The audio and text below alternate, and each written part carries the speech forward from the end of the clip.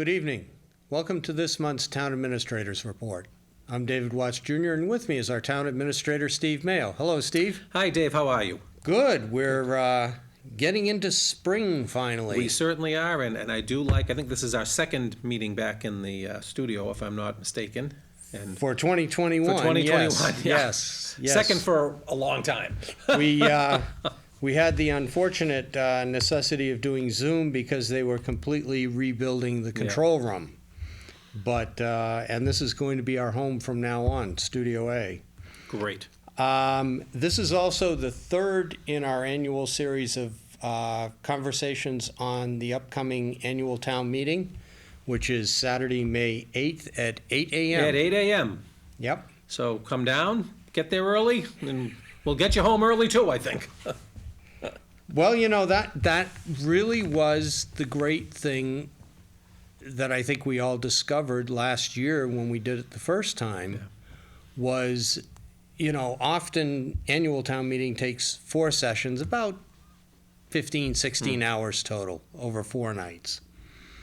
And we did that one in just under 7 hours.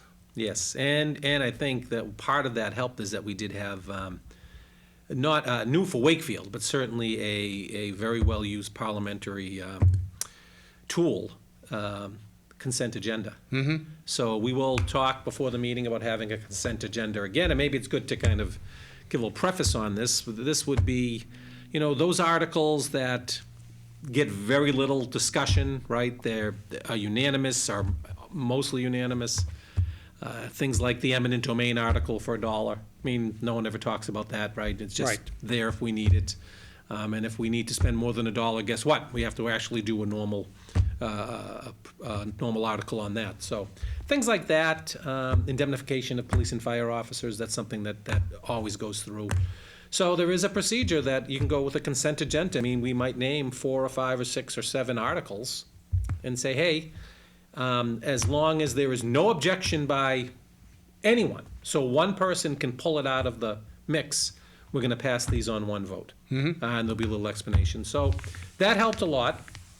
I think the fact that it was 110 degrees helped a lot, that maybe people wanted to stop talking after a wilting. It was 110 degrees in the tent where I was. Where you were, yes. Yeah. And we had put the air conditioners inside, but it started to get warm there at the end of the day.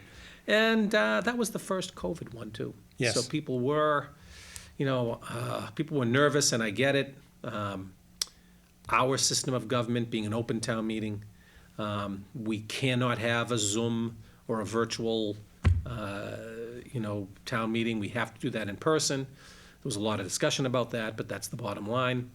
But we found by and large that most people preferred the Saturday town meeting, and it seems like whenever we start to get some momentum on a Monday or a Thursday night, someone looked at the clock and it was 9:45, and let's stop, and I'd say, let's get a few more articles in. We're starting to get into a rhythm now. So, we'll have to see what happens after the pandemic's over and what people want. And there's not the rush to get home, have dinner, Absolutely. get down to town meeting And for a people are lot coming of people. you're not getting home from work in time, something happens, Yeah. You do give up a Saturday, but I guess that's the price of participatory government. Personally, I think the one Saturday is preferable to the 4 Mondays and Thursdays. I think that's kind of the consensus, and I hope when times get better, maybe some of the philanthropic groups in town, whether it be the PTOs or something, could have lunch. We could break for half an hour and buy a sandwich, and it might go back to what you think town meeting was back in Norman Rockwell's days when he was painting his pictures. Now we're dating ourselves Now because we there are a are. lot of We young are. people going, We who's are. Norman Rockwell? But it's a great take. The museum is a great take. So Absolutely. Out in Western Mass, yes. it's a wonderful day trip. Yeah. But going down some of the things that we haven't talked about yet, and you touched on one, indemnification of fire injuries. Where are we with that this year? Yeah, so that is going to be one of our articles, and I think that is Article 6, actually. And what this is this is for both our police and fire, but this year it's really just for our firefighters, is that if a police or firefighter is injured in the line of duty, okay, that is covered via a separate item through Mass General Law, because health insurance would fight it, right? Health insurance would say this is an on-the-work job. Yep. This should be covered by workers' comp or something else, and our rates would actually go through the roof to cover that insurance. So to make sure of a couple of things, A, that we certainly take care of our first responders who hurt themselves on the job, and B, to get out of that harangue with an insurance company, whether it be health insurance or workers' comp insurance, that we actually fund that as we go. And every year, there'll be an article, or every few years, there'll be articles, where we'll put money into that for either police or fire, and then that'll stay there for a while until it gets used down and used down and used down. I think this is a particular case where there is a specific injury that has really is costing a lot of money in medical bills. So it is our job to Right. to take care of our firefighter in this instance, and to do this through this process. So a lot of times you'll see police and fire, and then we'll say 20,000 will go into police, 30,000 will go into fire, and that'll stay in there. In this case, this is just for a firefighter because we have money in the police right now, so we don't need to worry about it that much. So it is going to be, that is one of those articles that should go through very quickly. Right. It's not, we don't discuss the injury or injuries because there is a Privacy Act. We're Right. just telling you that I was these going have to say, occurred. nor should we. Nor but should we, yeah. nor should we. And, these are people that, let's face it, they're running into the burning building when everyone else is running out. They're running into the horrible situation when everyone else is running away. So Right. this is certainly, certainly well worth it and what we should be doing as a community. But since we're talking about fire, we were also talking before the show about other things that aren't part of this town meeting, but that we might want to, as a town, start considering in Yeah. the near future. Yeah. Well, one of the things is that we certainly have more development, and you only have to open the political ads now to see that in the season that we're in. And a lot of it is housing, and a lot of it is denser housing, and a lot of it is really helping people get into the housing market. I personally am a big believer in that, and there's always that tension between people that want less development, more development, but a lot of this is housing. And if you haven't been to a lottery where someone who is a first-time buyer and meets the income requirements gets an actual home of their own, that emotional feeling is unbelievable. Sure. So that's really great. But it does, the other part of it is that it does require more services. And we were talking before the show, with a lot of these denser, higher buildings going up, whether they be 3 to 4 stories at the head of the lake, whether it be Foundry Street, what have you, that is going to require could require, God forbid, more services for both police and fire. And we see that. Boy, it seems you put on the news every night, and there is always a fire somewhere lately. I don't remember that happening as frequently before. I don't know if Right. people are home more and they're lackadaisical, things are happening at home or not, but I don't know why. So I think that's something we do need to consider, and it's come up before. Would we be looking towards another fire satellite? Let's call it a satellite. It's not going to be a huge station like we have in the downtown. In other areas of town, whether it be in the Montrose area, it's been discussed before, whether it be in the maybe the west side area to get on the other side of the track. So that is something that warrants study and warrants us to look at, because we do want to make sure that when you draw those circles about how quick can you get to a call, that we do meet all those standards. Because it only would take an extra a minute, and all of a sudden things happen to the people. And for people not familiar with the concept, we're talking about something along the lines of what we have in Greenwood. Yeah, a satellite. Yeah. Where you have basically a truck or 2 trucks and a crew stationed in that area, so they can answer fires and other calls in that area of town. So it's certainly something to think about and to look at as we plan forward. I will say that in this, to jump back to the fire budget, although it is not something that is funded by the town, we are increasing the fire force via the federal SAFER grant, Well, they will cover 4 firefighters, soup to nuts, benefits included, for 4 years. Excuse me, for 3 years, for 3 years. And I think what's important about that is that, as the town grows, we need to have more firefighters there on a shift to answer those issues if they do come, because, hook and ladder and things like that. So those are all things that, when we say we're sitting down with, the finance committee, forecasting committee, and kind of forecasting budgets out, it's part of what we do, right? We think, we see trends, we see what's going on, and what is that gonna cost, and how do we work that in Right.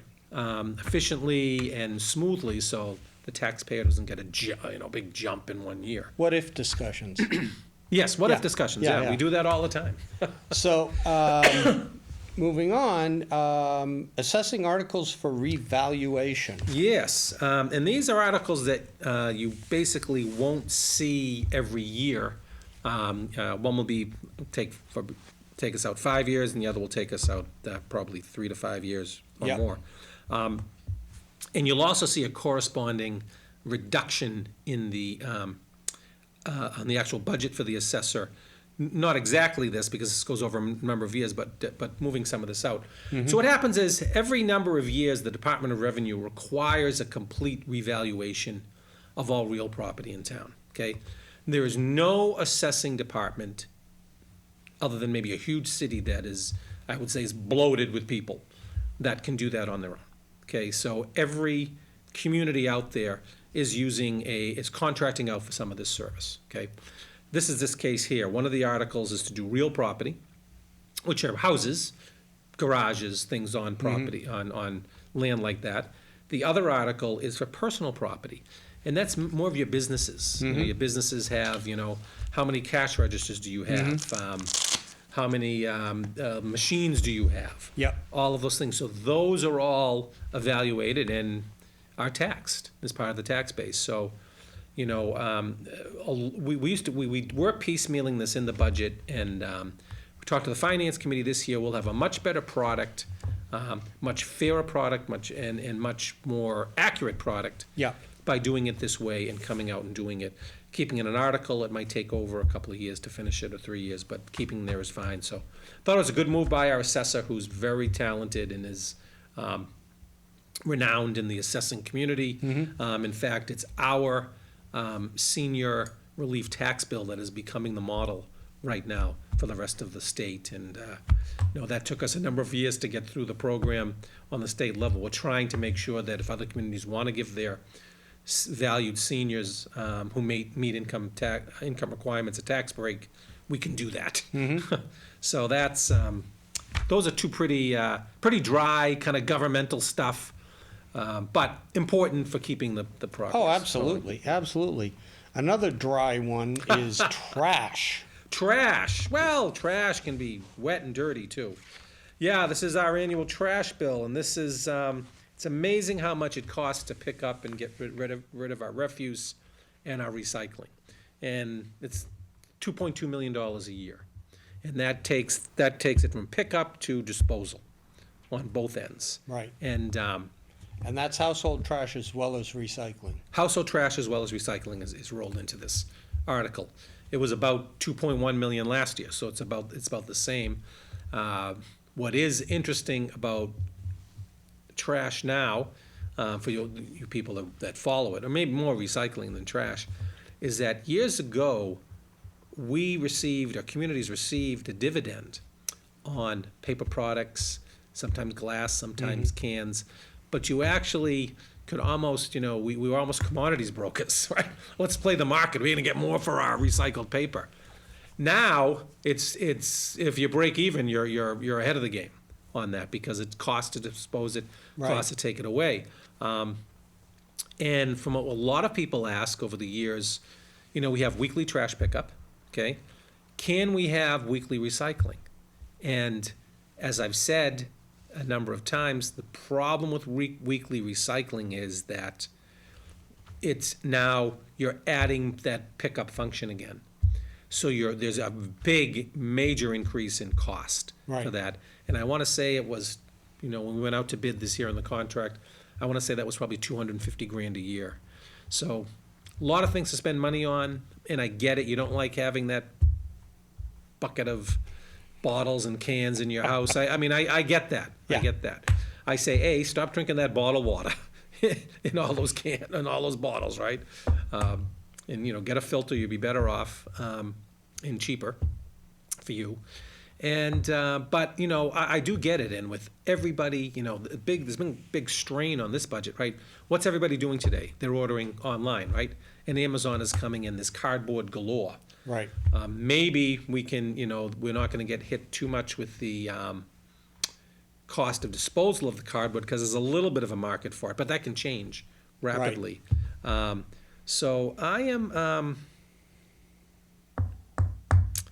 we are thinking about, as part of this, about allowing citizens who have a lot of this cardboard hanging around in their garage or at the side of their house or in their mudroom, right, while they're waiting for the second week Sure.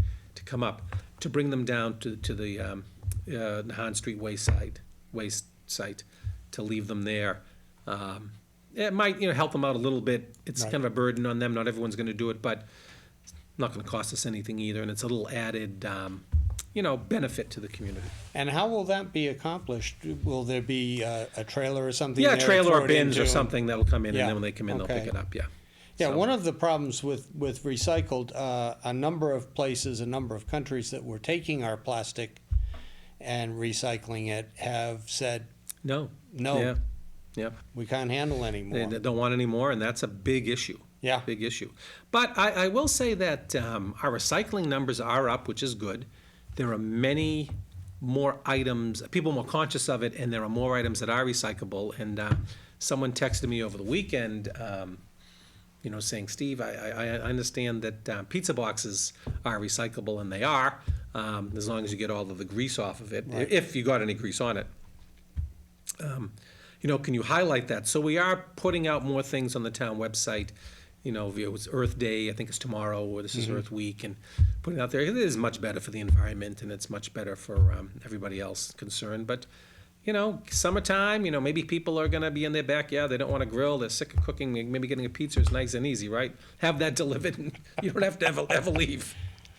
Well, a lot of the restaurants to kind of work around COVID restrictions have delivery services now, and a lot of people are taking advantage of that. Yeah, and that has bared out in our numbers. I mean, part of what we were very concerned out in the beginning of the year, not only for the businesses that were suffering, Right. but, the town of Wakefield does bring in a fair amount of money each year on meals taxes, okay?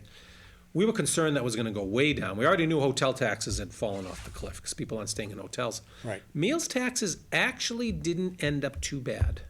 So I thought that was, and it was because people were taking out, people were buying local. And so I think that was a big help. Right. And we noticed with the outdoor dining, and as soon as that happened, places downtown were packed, right? Everywhere, downtown or in Greenwood, that had tents Right. and had umbrella tables and things And like those that. spaces are coming back for this year. They're coming back for this year, yep. I would say most people are happy. Some people aren't, because of the P word, the parking word, but I think all in all, there's nothing nicer than seeing people outside. That brings a vibrancy, and my opinion is, hey, that's bringing people there to the restaurant. They're enjoying themselves. They're happy Right. to be outside and enjoying a meal with family or friends again that they didn't have to make themselves. And by the way, they might notice your business that they didn't before, and maybe Right. they're going to come back and buy. So that's my feeling on that. But And hopefully after this is over, it'll continue, because it Yeah. is kind of a nice summertime it is It's feature yeah. to be able to dine outside. They do it all over Europe, right? Yes. And they do it all year in Europe. Yes. And I've been there in cold days, and people are still outside. I mean, maybe have we gone soft? I don't know. But I think it's a great program. It's a great thing to do. Yeah, it's definitely worth checking out if your favorite restaurant is doing outside Yeah. dining again this year. And some of them may be doing it on their lot too. So it's not just people coming to the street. It's people Right. coming, to behind their lot or in their parking lot or in their area. So, look for those too. Well, there's one in not giving Melrose Highland a leg up particularly, but there is one restaurant in Melrose Highland there isn't anywhere in the street that they could put Right. outdoor dining, so they have a tent. Grimsby's. Thinking No, of Grimsby? no. They have a tent. It's not the one I'm Okay. thinking about. They have a tent in the asphalt area behind, Oh, perfect, yeah. and with heaters and everything else, and it looks like a very, very nice place to go and Yeah. eat. I mean, Dockside has a tent. Dockside has a tent. North Ave Diner, behind them, Yeah. last year they did. Tequila's had a tent in there. Yeah, they have outdoor dining Outdoor again this dining. year. Yeah. So it's, it's good. And we also didn't limit it just to restaurants. We say outdoor businesses coming Yeah. out if they want. And you can see some of our real exciting places, coming out to the street and trying to remarket themselves, reinvent, thinking things differently because of COVID. So Right. we all got on trash. We got all onto that, I think, somehow. I don't know how that happened. But- Pizza boxes. Pizza boxes. That's what led into it. And the last item that we have to talk about with respect to town meeting, and this was a surprise when we were talking before the show, because I don't think it has happened in quite a few years. We have no zoning. We have no zoning articles. We do have a general bylaw. That is that's not zoning. And we can maybe talk about that a little bit. But yeah, we did have 2 zoning articles, multiple ones, I think, at Yep. last town meeting, 2 of which were postponed because they hadn't been heard by the planning board. So they could have been back on this town meeting, but the group that was putting that forward had actually had several meetings with the planning board and several meetings with the developer in the area, and did not, because of those meetings and were satisfied, did not request these articles to come back. So we do not have zoning articles, which tend to be long and confusing Tedious. and tedious, yeah. Tedious. But, so we're not going to be seeing, at least until the fall at the earliest, anything on the head of the lake. If there is any zoning for the head of the lake, yes. Yeah. Yeah, that's correct. Okay, so what else can we look forward to? We've covered town meeting. Hopefully we'll get done in less than 7 hours this year. I think so. But what else can we looking forward to as a town? Well, I think one thing that we are going to, and I'll mention it at town meeting, and we are going to spend a fair amount of time discussing this and what it means, and what it means for our future, what it means for our present, and how do we make sure that whatever we do is sustainable, is the American Rescue Plan Act, which is the act that was just passed by Congress, in the first 100 days of the Biden administration. So there isn't a lot of guidance on this yet, but it's a little bit different than the former the CARES Act. On the CARES Act, there were certain very stringent categories, which is what we're under now, where you could apply to the federal government through the federal government through the state for reimbursement of certain expenses, okay? And there was a very criteria, and each community was kind of given a number, an amount that they could go to. And you had some other sources you could go to, and you could also go to FEMA to kind of make up the difference, and it was very confusing to go through. And I got to say that our financial team, school's financial team, particularly Kevin Gill, our town accountant, and Tom Walsh, our emergency management director, really spent many, many hours going through how do we fund certain items, and it's worked out very well. Wakefield's portion of that, for lack of a better word, was around $2.4 million. Most of that has been spent, most of it has been put in for reimbursement, but that was for specific items. That was for the plexiglass used to separate office space in schools. That was used for, personal protective equipment, for gloves and masks and things like that, face shields. That was used to cover overtime for police and fire when we had to quarantine people because of exposure to COVID. Right. Yeah, that was used for, some of the, signage and things that we did to make things easier. That was used to cover town meeting costs to socially distance and broadcast it. So those are very specific. And I think Wakefield did a very good and prudent job with that, particularly with the school department, working with them. They got other grants that was used to hire remote teachers and things like that. So we did a real good job with that, and that really allowed us to continue to deliver services to the community without bankrupting ourselves. And we would have been no different than anybody else. We had good reserves, but I'll tell you, they would have been all gone had that not happened. We have $4.5 million in free cash when we ended last town meeting. We got 2.4 to weather the storm this year. Do the math, we'd be down to 2 million, which I'm not very comfortable with, and neither should anybody in the community. This next round is a little different. And the guidance is not out from the state yet, but this is a much bigger chunk of change.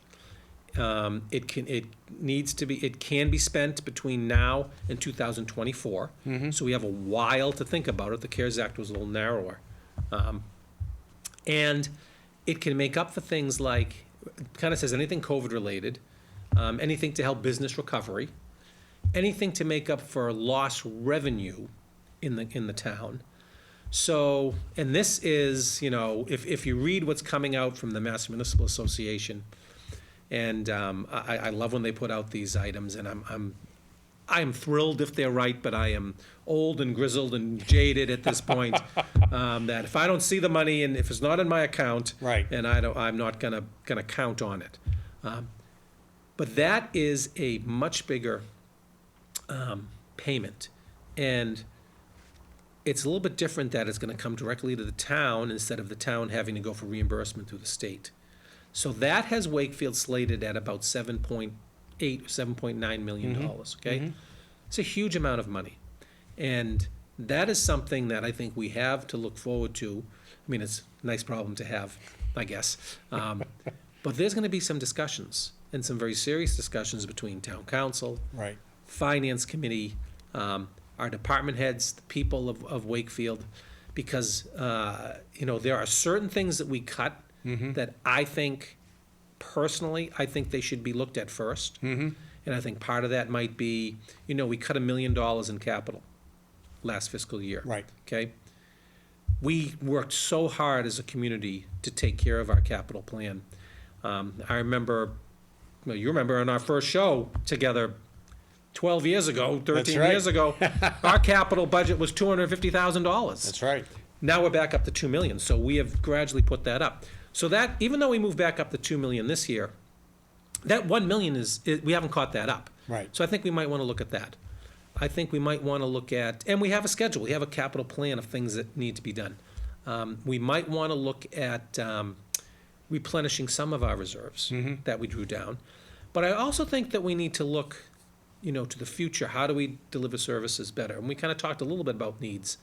Learning loss. It was a learning loss. There's no ifs, ands, or buts about it. And I think Doug Lyons and Wakefield Public Schools did a fabulous job in the circumstances they had. But there's no substitute for in-class 5-day-a-week learning. Right. So there definitely is a learning loss. How do we handle that? How do we help our business community recover? How do we keep up with some of these other infrastructure work that we did, which is another item that you can go under this infrastructure for, roads, water, sewer, broadband, which is maybe not something that we need here Right. as much as in other parts of the country. But when you think about, businesses downtown reinventing themselves, maybe the town having a better Wi-Fi system that people can, use freely would be something that would bring people down here and use some of our businesses. So And bring businesses into town. and bring businesses into town. Sure.